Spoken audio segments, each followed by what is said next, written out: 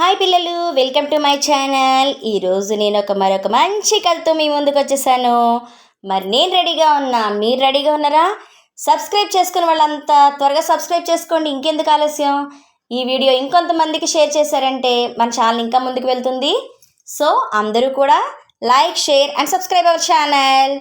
ఈరోజు నేను చెప్పబోయే కథ ఏంటో తెలుసా? నక్క కొంగ. అనగనగా ఒక ఊళ్ళో ఒక జిత్తులమారి నక్క ఉండేది. అది ఎప్పుడు కూడా జిత్తులమారి అంటే తెలిసిన విషయమే కదండి. ఎప్పుడు కూడా ఎదుటి వాళ్ళని మోసం చేయాలి, లేకపోతే ఎలాగైనా వాళ్ళ దగ్గర నుంచి మనం ఫుడ్ తీసేసుకోవాలి, ఇలాంటి కన్నింగ్ వేషాలన్నీ వేసేది ఫాక్స్. నక్క అంటే ఏంటన్నా ఫాక్స్. ఒకసారి అలాగే కొంగ నక్క మాట్లాడుకుంటూ ఉన్నాయి. కొంగ నక్క ఒక రకంగా స్నేహితుల్లాగే ఉండేవాళ్ళు. కాకపోతే తన జిత్తులమారి వేషాలు అంటే నక్క వేసే వేషాలు కొంగకి నచ్చేది కాదు. దీనికి ఎలా అయినా గుణపాఠం చెప్దాం అనుకున్నాయి. ఒకరోజు నక్క కొంగని ఇంటికి పిలిచింది. మా ఇంటికి వస్తే నీకు మంచి భోజనం పెడతాను, నువ్వు వచ్చి తిందు కానీ అని చెప్పి అప్పుడు తను ప్రిపేర్ చేసిన ఫుడ్ని అంతా కూడా 2 ప్లేట్లలో పెడుతున్నప్పుడు నక్క చక్కగా దాన్ని ఊరించుకుంటూ తినేస్తుంది కొంగని. మరి కొంగ మూతి ఎలా ఉంటుందమ్మా, పెద్దది కదా, అది ప్లేట్లో పెట్టిన ఆహారాన్ని ఎలా తింటుంది? తను తినలేకపోయింది. దాన్ని చూసి నక్క ఎంతగానో నవ్వింది. హే హే హే, నీకు ప్లేట్లో ముందు పెట్టినా నువ్వేం తినలేకపోయావని వెక్కిరింతగా మాట్లాడింది. దాంతో కొంగకి చాలా బాధ అనిపించింది. మంచి ఆకలితో ఉంది. తను చూస్తేనేమో ఇలా ప్లేట్లో పెట్టింది, ఏం చేయాలో అర్థం కాక నిరాశగా కూర్చుంది. ఏమైనా సరే మొత్తానికి ఆ రోజు పెట్టకుండా తన స్నేహితుడైనా సరే జిత్తులమారి నక్క కాబట్టి అలాగే ఆలోచిస్తూ నీకు ఇలాగే అవ్వాలి అన్నట్టు పంపించేసింది. దాంతో నక్కకి ఎలా అయినా బుద్ధి చెప్పాలని కొంగ ఆలోచించింది. మర్నాడు కొంగ కూడా మా ఇంట్లో మంచి ఫుడ్ ప్రిపేర్ చేస్తున్నాను, నేను నీలా చెయ్యనులే, నువ్వు రా, నీకు మంచి ఫుడ్ నేను పెడతాను అని చెప్పని నమ్మిస్తుంది.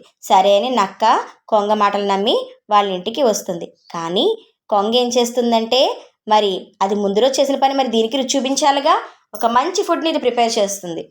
ఇదేం చేస్తుందంటే ఒక పాట్ టైప్లో, అంటే చూడండి ఇక్కడ నెక్క పెద్దదిగా ఉంది కదా పిక్చర్లో, అలా పెట్టి దానిలో తాగమని చెప్తుంది. మంచి డెలిషియస్ ఫుడ్ ఇది డెలిషియస్ డ్రింక్, నువ్వు తాగితే చాలా బాగుంటుంది, అది ఇదని నోరూరుస్తుంది.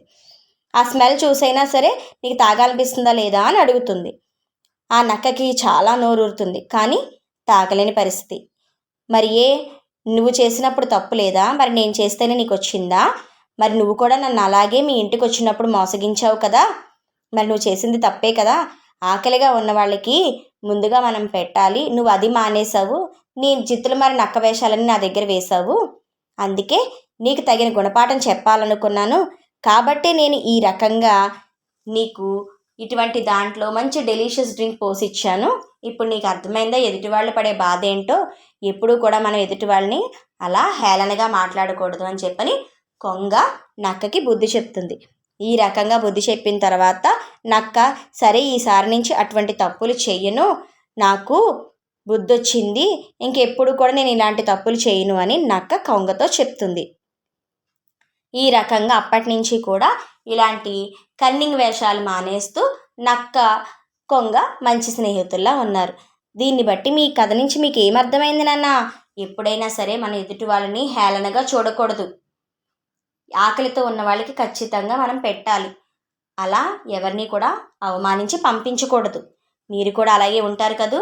ఇప్పుడు సమ్మర్ హాలిడేస్ కాబట్టి పిల్లలందరూ చక్కగా గుడ్ గర్ల్స్ గుడ్ బాయ్స్లా ఉంటూ వచ్చిన రిలేటివ్స్ని ఎవరినైనా సరే పలకరిస్తూ చక్కగా వాళ్ళకి సర్వ్ చేస్తూ గుడ్ బాయ్స్లా అనిపించుకోండి నాన్న. మీరు మంచి పిల్లలు కదూ, నా మాట వింటారు కదా. ఇక్కడ వీళ్ళిద్దరూ చేసినట్టు కాకుండా మీరు మంచి బుద్ధితో ప్రతి ఒక్కళ్ళు కూడా కడుపు నింపడానికి ప్రయత్నించండి. అర్థమైందా? కథ నచ్చింది కదూ. Thank you.